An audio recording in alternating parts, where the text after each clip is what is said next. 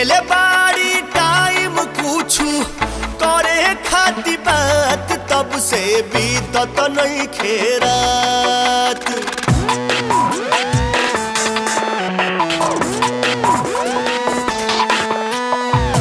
देले बाड़ी टाइम कुछु करे खाती बात तब से बीतत नहीं खेरात। मॉर्निंग में बाजी जैसे घड़ी में 8 होई उनसे मुलाकात।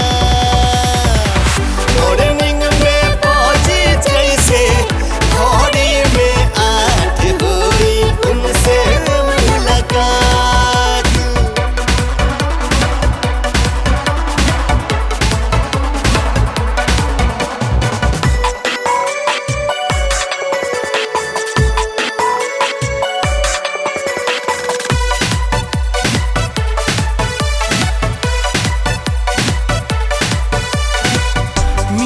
मीठी बोलियो कर जाई जब कान में बन के कबूतर मनवा उड़ी आसमान में।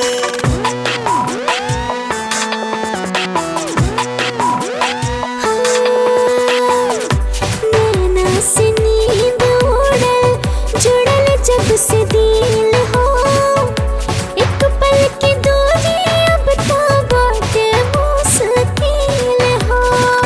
काहे खातिर रुकल बड़ा ए हो चंदा मामा काहे घरे नहीं खजात। मॉर्निंग में बाजी जैसे घड़ी में 8 होई उनसे